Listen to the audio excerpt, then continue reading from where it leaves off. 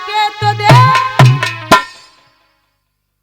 ओ प्रभु खींचे हुए बंधे हुए चले आएंगे, ओ प्रभु खींचे हुए बंधे हुए चले आएंगे, ओ प्रभु।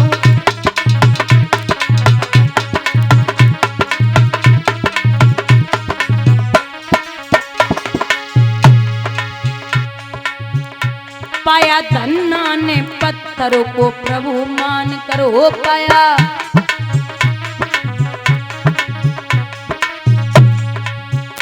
पाया धन्ना ने पत्थरों को प्रभु मान कर, हो पाया।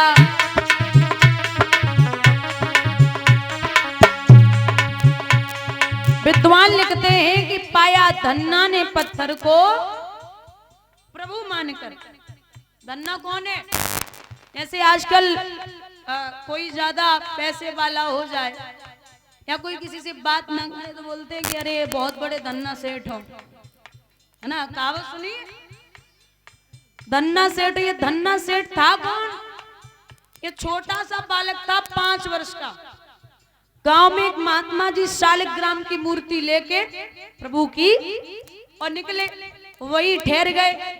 उन्होंने पूजा पाठ की, धन्ना देखता रहा तो धन्ना ने जवाब दिया कि ये ऐसा ही पत्थर मुझे भी चाहिए। क्रोध में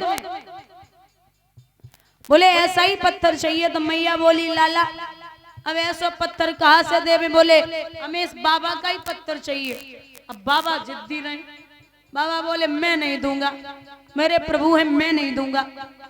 तो बोले अगर नहीं दोगे तो मैया ने एक ऐसा ही पत्थर उठाए के धन्ना को पकड़ाई दियो। बोले ये ले, अब एक काम करना है, जैसे ये बाबा जी पूजा कर रहे थे ना पत्थर की, वैसे ही तुझे रोज स्नान करने के बाद पूजा करनी है और भोजन तब तक नहीं करना है जब तक इन्हें नहीं करा देगा। धन्ना नित्य प्रतिदिन भोजन तभी करता जब पत्थर को, जो पत्थर था उसको खिला देता। बड़ा हुआ, घर वाले सोचने लगे ये काम तो करता नहीं है तो क्या करें। पिताजी ने एक दिन उसको बोरी दी 2 गेहूं की।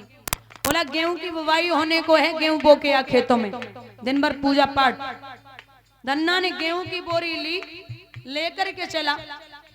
रास्ते में जा रहा था तो संत जी निकले, काफी संत थे। बोले कहाँ जा रहे हो बेटा? क्या नाम है? बोले धन्ना। बोले इसमें क्या है? बोले गेहूं है। कहाँ?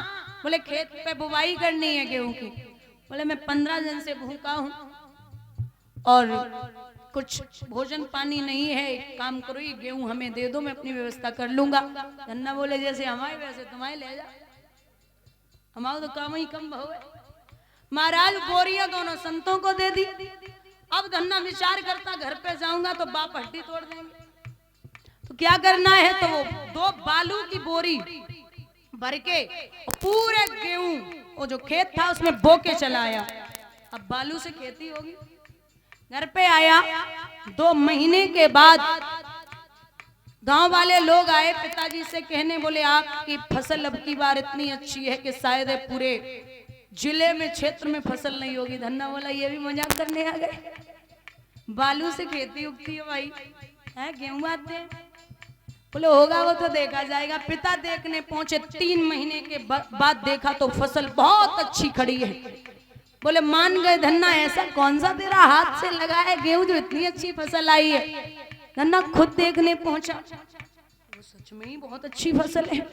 गेहूं की कटाई भयानक, बहुत गेहूं निकले। धन्ना ने कहा तो अब भंडारा किया जाए।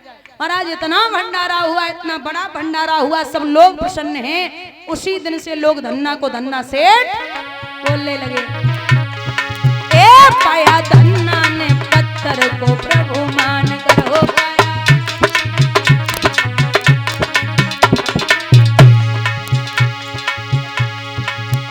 तू भी धन्ना के जैसे बुला के तो देख, तू भी धन्ना के जैसे बुला के तो देख।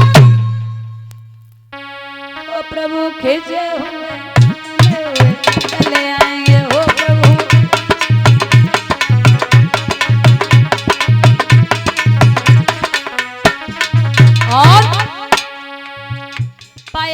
के बट ने चरणों में शीस दान करो पाया।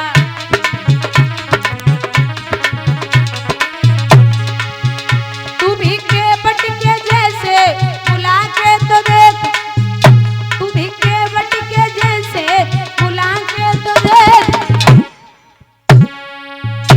वो खिंचे हुए बंधे हुए चले आएंगे हो प्रभु।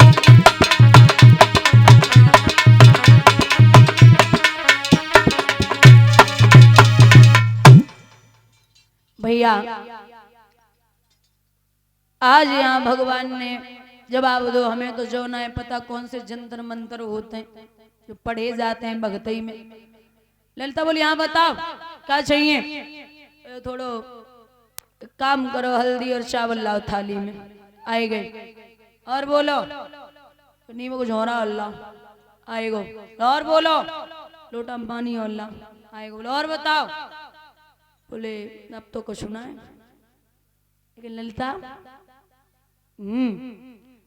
बोले हमें जो मंत्र पढ़त देखते हैं आंखें अंधे हो जाते हैं और जो सुनते हुए कान अंधे फेरे हो जाते हैं। ललिता बोली छलिया तुम्हारे जैसे ढोंग में खूब आवे, अब तुम चाहे कछू करो चाहे अंधे हो चाहे काने हो, मंत्र जरूर सुनेंगे तो सुन ले। तो भगवान बोले एक काली काली दे दे प्याली प्याली चढ़ाऊं तो ये पीड़ा हरा उड़ दिया के ढीला ना दूसर में कोई काले निकायो कालो यारे मैं ना जानू तो उठ के बैठो विसियर मेरे काय गुराए अब सोई। अरे अब कान में कह दई काए गुराए बाबा सोई।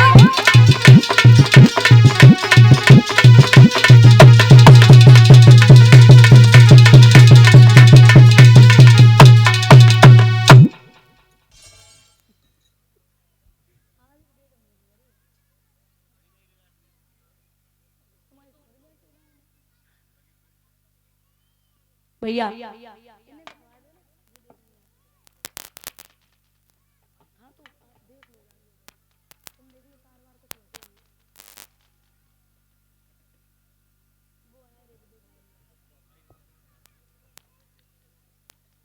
भैया यहाँ भगवान ने धीरे से कान में कहा राधा, अरे ओ राधा। राधा एकदम से उठी, भगवान कहा लेके धनी ना काय खून की प्यासी हो, ठीक हो तुम ही जानो, दर्द तो ना तुम ही जानो, कोई दिक्कत तुम ही जानो। भगवान बोले इतनी बड़ी नौटंकी करवी क्या जरूरत है, हमें से जंतर मंत्र ना हाथ होते तो तुम तो पड़ी रहती। जवाब दो कृष्ण। आपके मुस्कुराते हुए चेहरे को देख के विचार किया तो किसी और का चेहरा नहीं देखूंगी, इसलिए नेत्र बंद कर लिए। भगवान बोले हम रहें या चले जाएं, लेकिन ये जो आपके लिए भक्ति है मेरे हृदय में, ये भक्ति कभी कम नहीं होगी, और जो पद लक्ष्मी और सीता का है वही पद हमेशा तुम्हारा रहेगा। भगवान ने आशीर्वाद दिया, अंतर ध्यान हुए। श्री सुखदेव भगवान बोले हे राजन परीक्षित,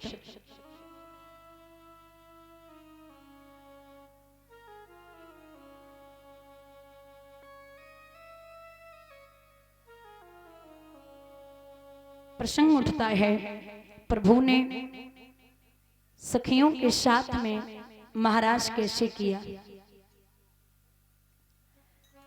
तो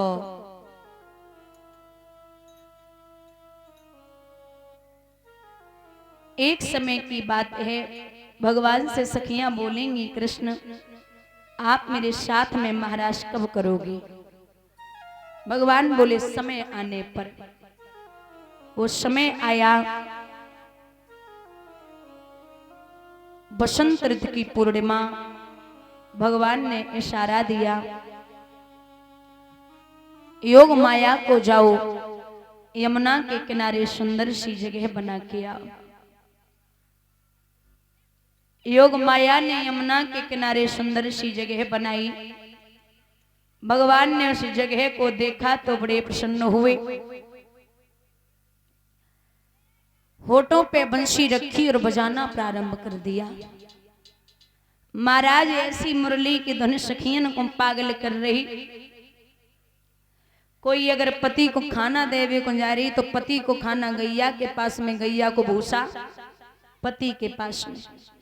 कोई सास के पाए दबा रही सो पैर ही खींचने लगी। एक आंख में सुरमा लगो, एक आंख में, एक हाथ में सुरमा दानी बोई लेके भागी परी। एक सखी जवाब दे रही है रिवाली, मेरे उठे वीरे की पीर सखी, वृंदावन जाऊंगी।